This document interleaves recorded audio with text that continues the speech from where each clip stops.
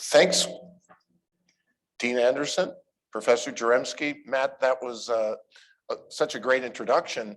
I hope I get to know the person that you described, because he sure sounds interesting, very impressive. But I really appreciate that.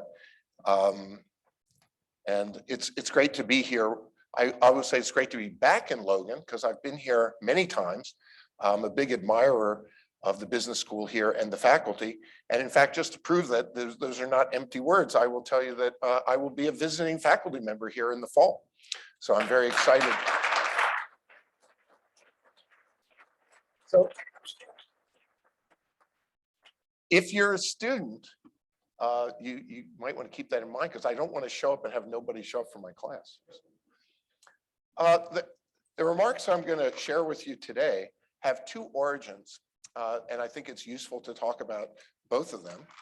One of them was a book that Matt's already referenced that I produced about now 7 years ago with Steve Haber, called Fragile by Design. Now the subtitle is The Political Origins of Scarce and Unstable Credit. And the point of that title and the point of that book is that throughout banking history, good ideas typically don't happen, which is surprising. You know, as economists, we like to think, well, we create ideas and the good ideas get adopted by business and make the world better. And we hope that's true. But let me remind you, in most of the basic ideas of how to construct a good banking system were pretty much perfected in Scotland by 1750. And yet most of the places in the world today have banking systems that are pretty much non-existent. That is, most countries in the world today have banking systems that provide a trivial amount of credit compared to what they could provide. And that's an interesting puzzle. The question is, why is it that the basic ideas that were developed, things like what a line of credit, a deposit, a loan, that's pretty much what it takes to do a basic bank, understanding those kinds of ideas, a branch, a clearinghouse, all of that developed by 1750 in Scotland still hasn't spread to most of the world. And the answer, of course, that you can tell from the title of that book is that there are reasons why good ideas don't spread if the coalition that's in charge of the politics of a country decides that it's not in their interest to have it spread. And so that was really the point of that book. So that's the first origin. The second origin is a phone call that I got from my friend Brian Brooks, who had just been appointed acting comptroller of the currency. I guess this was a little over 2 years ago now.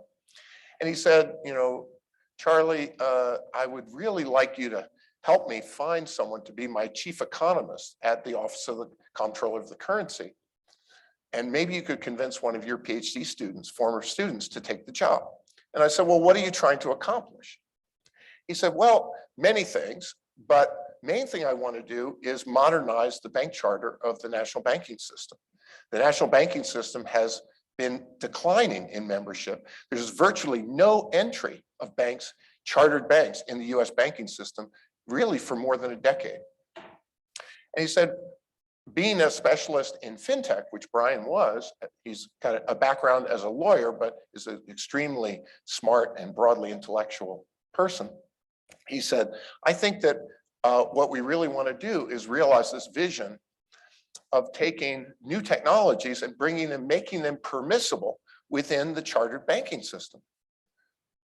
And as you can probably already see, these two things might have a point of intersection. Why would it be that good ideas aren't already permissible within the chartered banking system? Why does it take an entrepreneurial bureaucrat to make that happen? Well, I know that from my own experience that it does. And so I said, well, Brian, given that that's your objective, I'm not going to be able to give you any help finding a student of mine because I'm going to take the job myself. And so, because I've known him for more than 20 years at that time, and I knew he was the real deal. And we had a great year together trying to figure out how to do that, along with many of our colleagues at the OCC. And that's all background to what I'm going to talk about. And I also want to say about the OCC that it was interesting that the previous three comptrollers, which aren't just from one political party, from both major political parties, all shared that same vision. So I want to emphasize, this is the idea that we should be modernizing the bank charter to allow FinTech to be, which I'll define now before I forget. So FinTech means using new technologies, often based on the internet, but not necessarily, new technologies to improve the financial service delivery. That's all FinTech is. It can be something as simple as PayPal is one example, but we'll be talking about a lot of different examples. There isn't one thing that's done by FinTech firms, but they're all share in common that they're trying to find ways to deliver better services more cheaply using technology. And so I'm going to talk a little bit about what I've learned, what I learned from my year in the government, and from talking to people in the private sector. I was for a brief time also chief economist of a cryptocurrency. And so although I won't go into all of the details of that, I would say that my comments are not just informed by my thinking as a banking scholar, but really very much by talking to people in the industry and also witnessing the regulatory process and understanding the link between these two ideas. One, the desire still to modernize the charter, still ongoing, that is not realized really yet. And the fact that so often good ideas don't happen. Okay, so let's first talk about, I'm going to say something I'll say a lot of controversial things, but let me start with something pretty controversial. The banking system is deeply sick. The American banking system, the reason why we don't have a lot of new entry into the banking system is that our banks are very unprofitable and inefficient. The regulatory system is out of control in terms of the cost it generates for them, but their business model is also antiquated. One of the things the regulatory system does is by creating such barriers to entry, it allows these sick behemoth institutions that are dominating our banking system to continue despite their inefficiency and unprofitability. So what innovation does, though, of course, is it challenges that. It's not really been allowed yet to challenge it through the formal chartered banking system, but it still challenges it through shadow banks. So shadow banking, another term I'll try to define, just means you're a financial service provider that doesn't have a charter. You still have to be licensed in the States to provide those services, but you don't have a bank charter. And so if you look at, I'll show you these graphs in a minute, if you look at what's happened in terms of FinTech shadow bank challengers and how much market share they've taken, one of the things that is really striking to me as a financial historian is how quickly it's happened. So this is going to be a story really about the last decade only. And not only has it happened on the side of loans, but it's also happened on the side of payments. So a very large market share of the financial service of delivering payments and a very large market share of the financial service of making a loan have shifted already from the chartered banking system to FinTech shadow banks. I'm going to talk also about stable coins as one example. So I'm going to sort of do two parts to this speech. First, I'm going to talk about FinTech as a general phenomenon and what we're learning about the whole banking system. And then I'm going to try to do a little bit of a deeper dive into pulling out my crystal ball and telling you what I think the obvious future structure of the payment system would be in the form of stable coin networks. And then you'll see why the title of this talk is If Politics Permits It, because that future is good news for you, but it's very bad news for some parties that are extremely politically powerful. I want to emphasize also, you won't hear me talking much about Bitcoin. And the reason for that is simple. Bitcoin is a technology that was very important as a pioneering technology. It is not a viable technology for a payment system. Bitcoin is currently, as you know, Bitcoins are quite valuable still. I will give you a very strong prediction here. Bitcoin will eventually be worthless. It will be worthless because it is an inferior technology once stablecoin networks develop. It's inferior because what people want to use Bitcoin for, let's suppose you have relatives in Venezuela and you want to send them some money. You buy the Bitcoin, you transfer it to them, they sell the Bitcoin. As long as that all happens within an hour or so, you can transfer a very large sum of money without worrying about the volatility of the value of Bitcoin. But nobody, other than someone who just wants to gamble, nobody wants to put their checking account into Bitcoin. Our checking account is something that we keep a few, depending on how much money you have, a few $100s or a few $1,000s. You want to keep it somewhere so that when you need to make a payment, you have a reliable amount of money there. This is how I get paid the big bucks, knowing really complicated things like that. And so Bitcoin is a non-candidate. Stable coins are the only candidate, but only on the assumption that you can credibly convince people who want to put their money in a stable coin that that value is going to remain stable. And once you do, if they develop a payments network that can actually deliver, which they can, this has already technologically been done, I'll use the fancy term, gross real-time settlement, meaning immediacy of transfer from your balance to a final payment to someone else where they get the money immediately. Gross real-time settlement at the speed of light. It can be delivered from your cell phone walking into a coffee shop. So that already exists as a technology. That network will definitely be built out. It's existed for several years. And that's what we're going to be talking about. But I just want to preface it so that some of you coming here thinking I'm going to talk about Bitcoin. No, Bitcoin was a first mover that allows certain things to happen that can't otherwise happen. And so it has value because it's a first mover monopoly currently still. But as the network of a better technology gets built, it has no comparative advantage. It has no value and it will disappear. So my advice to you youngsters out there, do not make your retirement planning dependent on a large Bitcoin holding.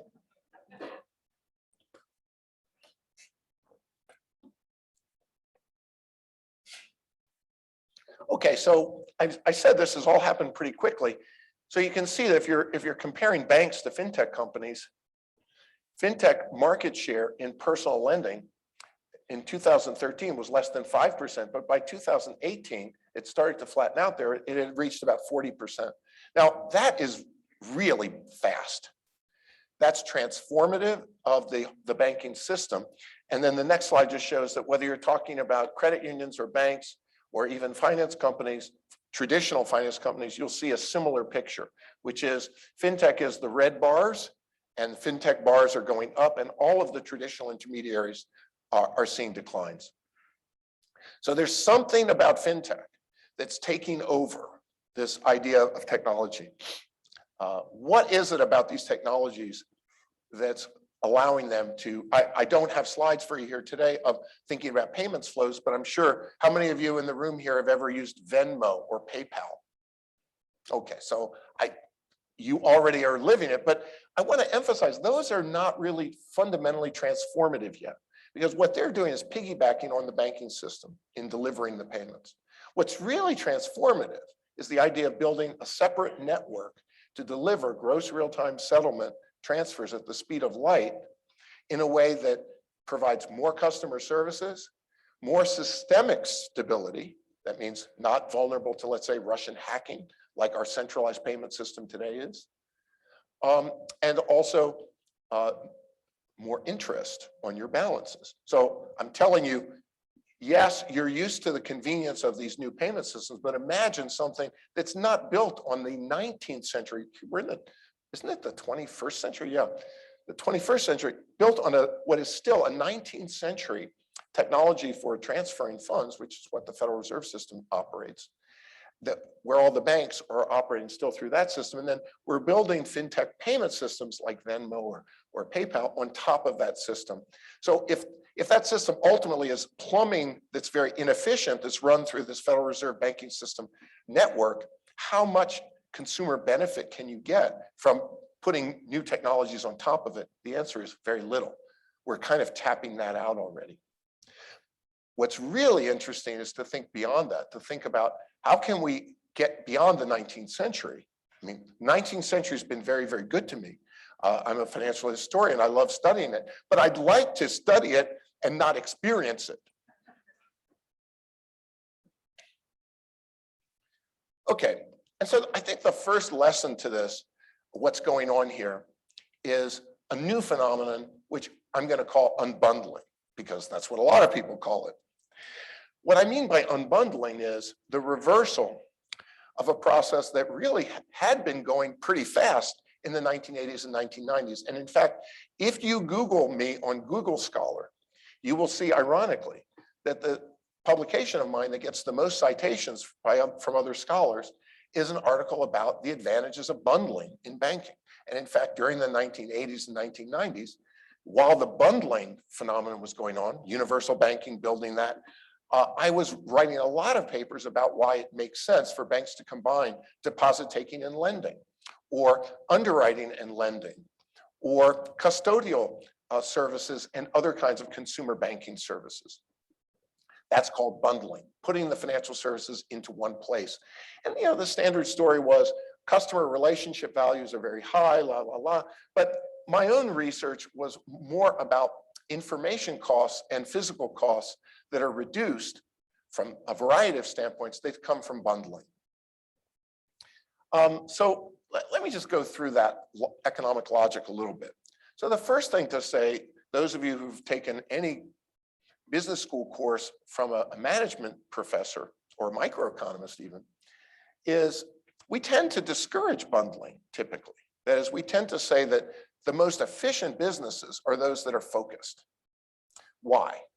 Well, first of all, focus is very good. If you wake up in the morning as a manager, you have one thing to focus on, one thing that you're accountable for, and that just tends to make the management process work better. Secondly, organizations that are doing different lines of business become more complex and harder to manage in some physical sense. And third, there can also be incentive problems that arise in those organizations.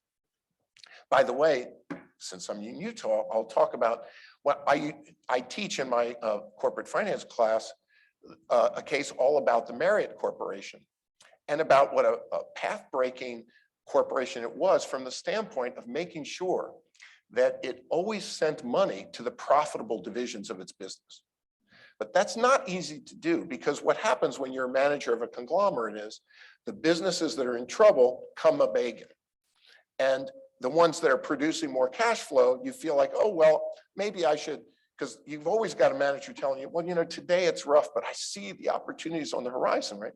If you run a multi-dimensional business, you have the temptation to tax your winners to subsidize your losers. So generally in business school, we tell people, try to find more focus, be clear about what your comparative advantage is, go for your core businesses, get rid of the other ones. And so what that means is that generally speaking, in all business, but certainly in banking too, there are big advantages to unbundling, to doing things, one thing well instead of several things badly. But what we've said in banking, though, myself included, is that there can be big banking advantages from bundling. And what they come down to is physical costs and information costs. One simple information cost is, I'm lending Matt money.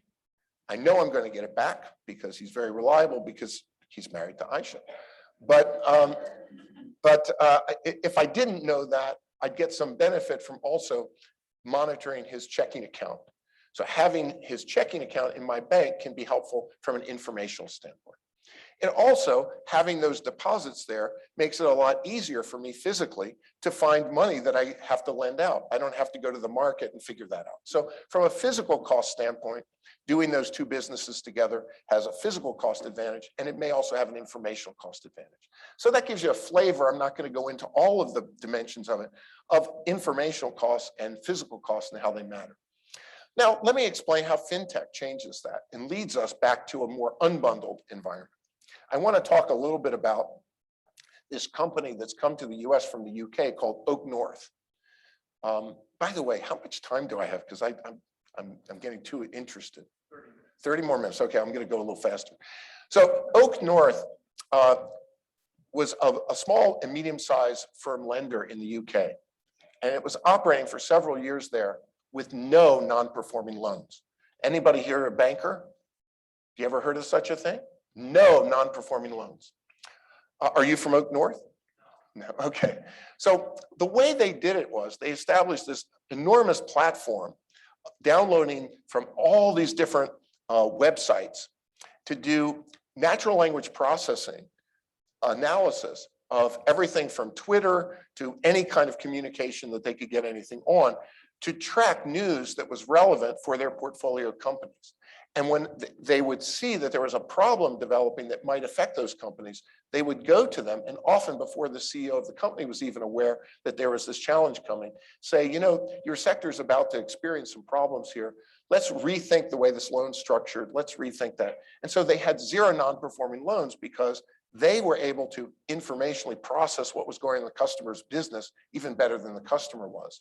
They brought that platform to the US, and it's currently replacing a lot of traditional small and medium-sized business information processing by banks here, although they're not in the banking business at last I checked. They're just providing that platform. But what it shows you is that in today's world where we have these alternative ways of gathering information, the traditional bundling arguments don't seem so important. And similarly, the development of securitization markets and other very low-cost ways to structure external payments has also reduced that physical cost. When I talk about consumer banking, I'm going to particularly talk about how internet-based banks can deliver small dollar payments and small dollar loans that can't be delivered by traditional banks. If you go into a traditional bank and say, I want to borrow $10, they'll laugh at you. It's going to cost them $20 just to fill out the application. They can't provide a $10 loan to you.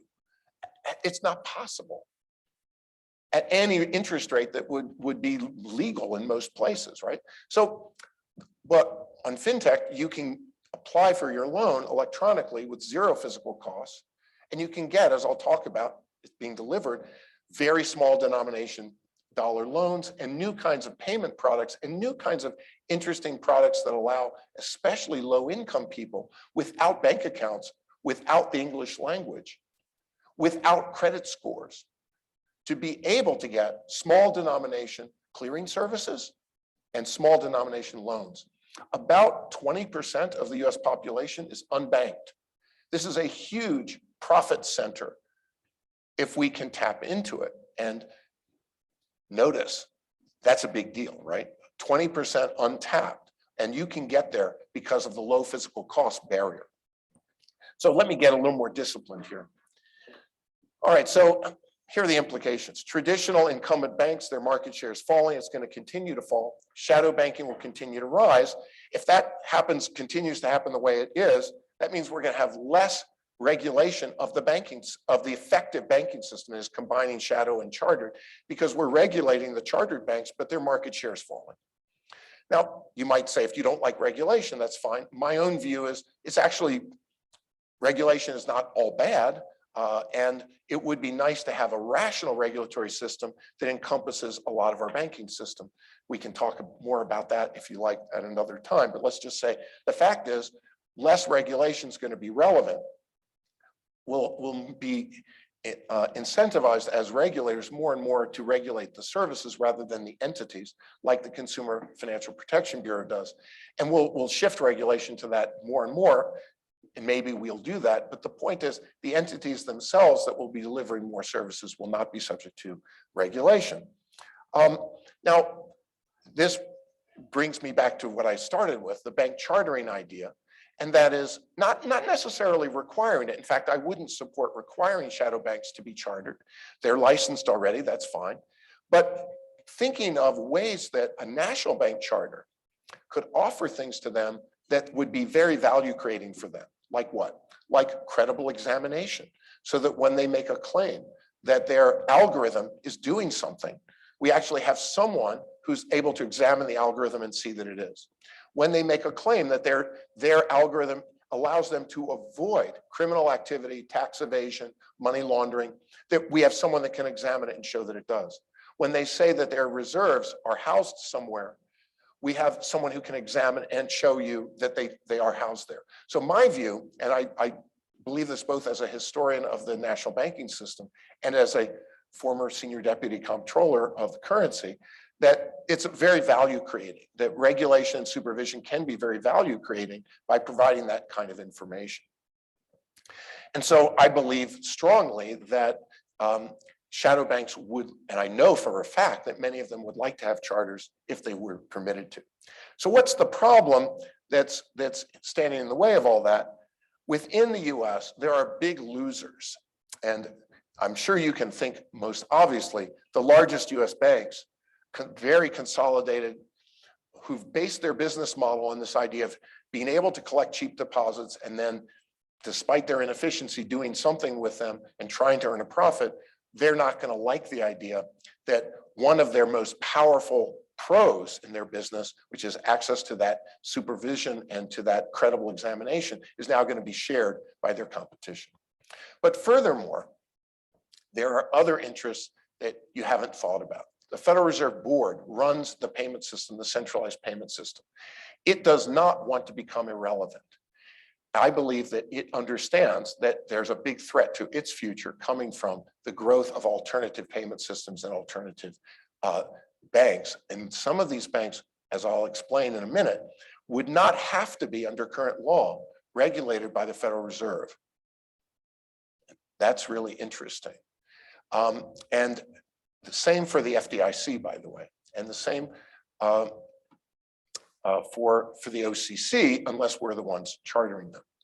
So there's some regulatory special interests. The Federal Reserve, I would say, likes their own currency, their own clearing system, and doesn't really want to see it brought to an end by some upstarts.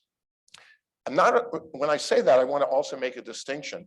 The local Federal Reserve Bank presidents, I think, are much more open-minded and forward-looking on average than the Federal Reserve Board. And the Federal Reserve Board has really changed dramatically in the last 10 years to be much more politicized and much more worrying. But they're clearly a special interest to be contended with. And then there's another interest that I have to mention, because while it may sound partisan to say it, it's just a fact. And that is urban activist groups, which are mainly affiliated with the Democratic Party. Urban activist groups during the bank merger wave that created these mega banks in the 1990s and early 2000s, as part of giving their permission, and I mean that, it's striking, permission at the hearings that allowed the bank mergers to take place by testifying in favor of the mergers. They got contractual commitments that were not hidden, by the way, these were all open. They received contractual commitments from these chartered banks for over a 10-year period at the time that they testified for $2.5 trillion. Now, so what I want to emphasize is the status quo today is supported by a stool that has 3 legs. It is the large banks, it is the Federal Reserve Board of Governors, and it is urban activist groups. And that's a strange, you might say, that's a strange alliance. It's a very, very powerful one, and one that you should take very seriously. So what this group, and this is where the politics comes in, has identified is that if they can stop the development of the FinTech system as a chartered alternative to the current system, that would not be in their interests. So I'm going to try to explain before I go any farther, like what would be an example of that? Well, suppose that you set up a bank, a chartered bank, a national bank that didn't have any deposits. So the word deposit has a very special legal meaning. If you don't have any deposits, that means that the holding company that owns your bank, not the bank itself, but the holding company, which would normally be regulated by the Federal Reserve Board, doesn't have to be regulated by the Federal Reserve Board. It also means that the FDIC isn't insuring your deposits because you don't have deposits. The FDIC won't be regulating you. So those are big regulatory costs that you avoid. Furthermore, even though the OCC, let's say, would be regulating you, you wouldn't be subject under current law to something called the Community Reinvestment Act, which was the regulation that created that $2.4 trillion in transfers that I talked about. So you wouldn't be subject to having your mergers and other actions approved by urban activist groups, subject to your compliance with how they felt about how much money you were giving them, because you wouldn't be subject to it. So are you starting to get the idea about why the word deposit is a very important idea? Why this coalition does not want banks to exist that don't create deposits. And that's really important. Okay, so the remaining presentation, I'm going to talk a little bit more about the gains of FinTech more generally, and then I'm going to talk about stablecoins and what that alternative world could look like if we allowed it to happen. And I've already explained why I think stablecoins in particular are such an interesting technology, because it's not just building on top of the existing banking system a little bit of efficiency from the consumer's access standpoint, but actually creating a new and much more efficient network of payments transfers. And then I also want to emphasize why I think the national bank charter would be especially attractive. Instead of doing this in the shadows, to create these kinds of credible oversight to make sure that algorithms are what they say they are, that reserves are housed where they say they are. And I think we don't have to make it required, but we make it voluntary. And I know from my time at the OCC that many shadow banks are interested in OCC charters for precisely that reason. Okay, so I'm not going to mention all the firms that are providing this, but especially on the financial inclusion side of consumer banking, I do want to use, let's just see how many people know what I'm talking about. How many of you have heard of one of the following? Chime, Vero Money, Dave, Money Lion. Yeah, a lot of you have. So what these institutions are doing is providing banking services, you could call them lending services, very short-term lending, that's kind of an alternative to payday lending, that it often has either very low or zero overdraft fees, sometimes giving money in advance of the paycheck. And they're able to do this because they're able to do it all on the internet. So what this means is you can do smaller dollar payments in a way that you can't do in the traditional banking system. There are also, as I said, a lot of people who don't have FICO scores, formal credit scores. And so there's a new product out there called RiskView. How many of you have heard of that? So RiskView or other kinds of platforms use new kinds of information, like whether somebody pays her utility bills or other kinds of rental bills that might not feed into the FICO system, to be able to figure out whether that person is creditworthy. And some of this is being done on a proprietary basis, some with new platforms like RiskView. So the point to mention here, because I do want to get onto stable coins, is that this is a big deal, not just from an efficiency standpoint, but also from an inclusion standpoint.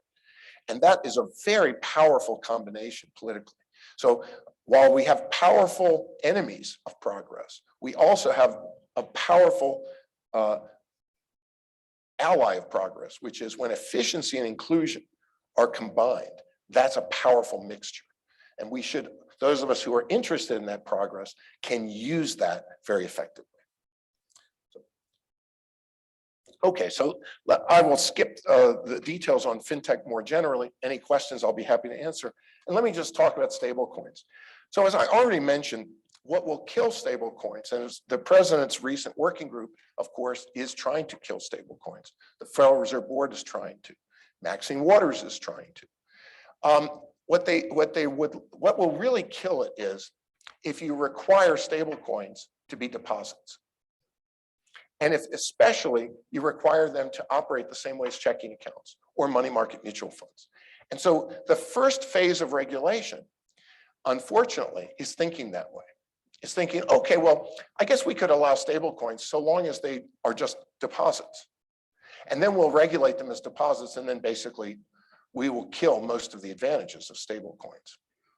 So what I want to do is show you why you can create stable coins without their becoming deposits. So a deposit, a checking account, is a demandable deposit. You put money into the bank. When you want the money back, you come and ask for it back. The bank has an obligation to redeem the deposits. Now, what I want to tell you is, if we could create a standalone, unbundled stablecoin bank that its only mission was to provide payment services, that it could provide stable coins without there being deposits, much less redeemable deposits. How would that happen? Well, just to be concrete, let's say you make stable coins a clear non-debt liability of the issuing bank. So to be concrete for the lawyers in the room, let's call it preferred stock, perpetual preferred stock. So it can pay dividends. It doesn't have a maturity date. It goes on forever. It's not a debt, and it's not redeemable. So how can it have stable value? Because your algorithm in setting up the bank says the following. The person who holds the stable coin knows that the issuer of the stable coin is under the following obligation under the algorithm. If the price of the stable coin falls to 99 cents on the dollar, they have to buy stable coins in the market, on the platform, on the secondary market. If the price of stable coins goes up to $1.01, they must sell stable coins at that. So as long as they have a sufficient amount of cash, that is a credible promise. Just to start off, you get the $100 in, you have $100 there to buy back all the 100 stable coins that you've issued. So if the price falls below 99 cents, you get to buy them back and you make a profit. So it's credible. You don't need them to be redeemable, and you don't need them to be debt. If you set up a stable coin business that way, you will not be regulated by the Community Reinvestment Act, by the Board of Governors of the Federal Reserve, or by the FDIC under current law, nor would you need to be. But you will be examined by your chartering authority to provide all that credible information that I said before. You will also probably receive some regulation from the SEC. Don't try to avoid that. That's not bad, because you're issuing a preferred stock, perpetual preferred stock. No big deal. So don't try to avoid all securities regulation, because by doing it this way, you can avoid all the bad banking regulation, all the very costly bank regulation. What's in it for the customers? They're going to get more services. So one new service is going to be when you send a payment through this network, you're going to be able to combine messages with the payment order. So for example, I'm not advocating gambling, but if you wanted to gamble online, you have to show credibly that you're over 18 years old. That is a big thing. If you can do that at the speed of light at zero cost, that would be a very big thing for a stablecoin provider. And so they figured that out, and their new technology is being developed to create credible and selective transmission of information about yourself alongside those payments. Again, gross time real settlement at the speed of light, now with a message.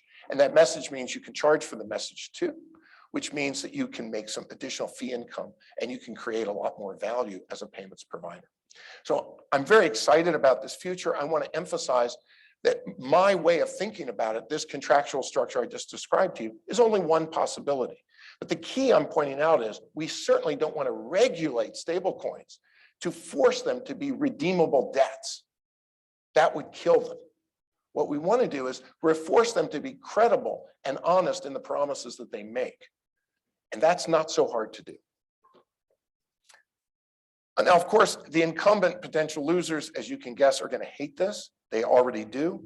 They have been establishing working groups and other kinds of responses to this. And what they want to do is they want to tell you how risky stable coins are. They want to tell you what they're unnecessary, they're risky.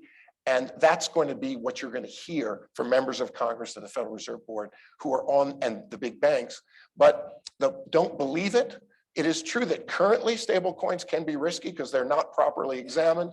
We don't know where the money is. I don't personally invest in many of them right now. I don't invest in any stable coins today, but that's not the relevant question. The question is, could this technology make sense, particularly if embedded in chartered national banks? And the answer is definitely. So I'll end, this is my last slide, with predictions and advice. So when I first put this slide deck together, it was a prediction, but it's already come true that the president's working group has come out against stable coins. The regulators are already pushing for redeemability and debt-like qualities in stable coins, which will open the door to their regulating them. We should not allow that to happen. We should make stable coins much more open-ended.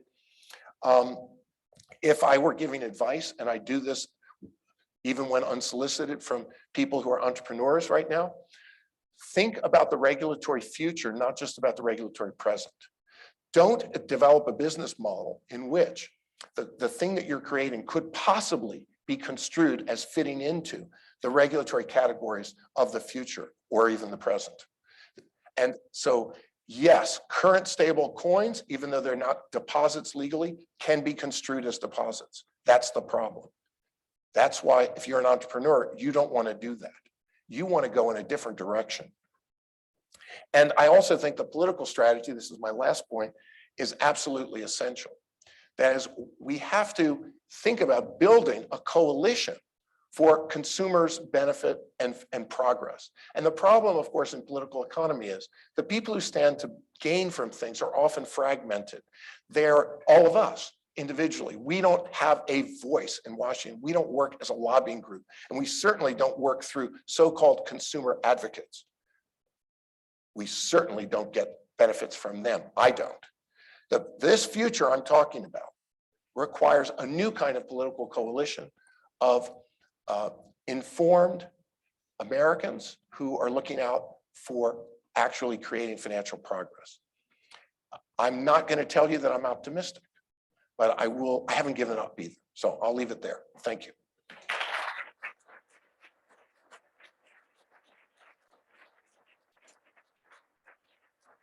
Should I stay or go down? I think go ahead and sit down. We have questions.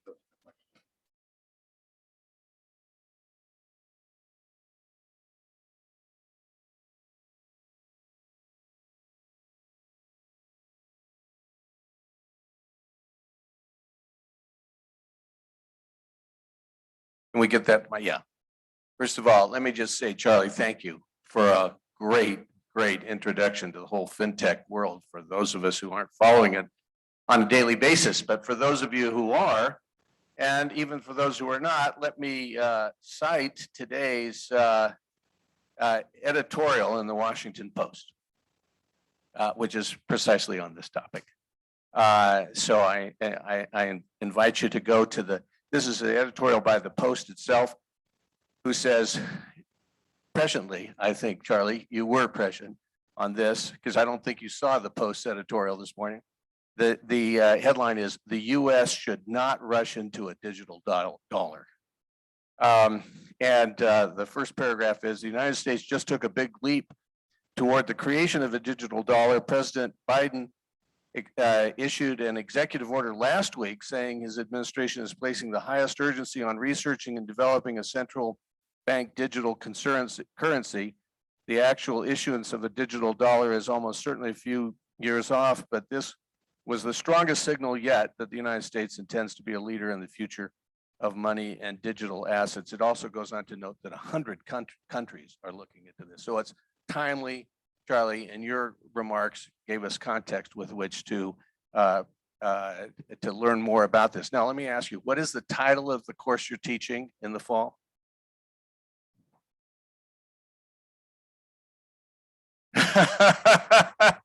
Okay, all right.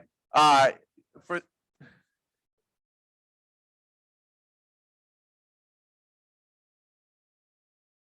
finance and growth. Okay, good. finance and growth. So for all of you students who are returning in the fall, I encourage you to stay tuned. I don't know whether we've got that in the curriculum yet. It's ready to go. Okay, so you can look it up. Professor Charles Calomiris, for those of you who are interested. Are you accepting auditors in the class? Thank you very much, Charles. Thank you very much, Charles. Finally, I just want to make one other comment, and then we'll leave because I know the students have other classes to go to. I was sitting here thinking, I wonder what George Eccles would say if he were here in the audience today, because first of all, he was an incredibly innovative guy. His wealth was based on the innovative thinking that both he and Mariner, who really modernized the Federal Reserve, were capable of doing. They were not stuck in traditional ways. And here was this Republican conservative from Utah who basically, got ahead of Keynes and caught the attention of the President of the United States, who ran on a balanced budget platform. Very, very innovative guys. On the other hand, today, if he were, of course, they've both passed away, but if he were a major shareholder in Wells Fargo, I kind of wonder what his interest would be as he listens to this talk today. But here's the point. Universities are about challenging the status quo. They're about examining assumptions and thinking about new ways of doing. And I want to thank you, Charles, for this outstanding presentation today. So with that, will you join me one more time in thanking Professor Calomiris?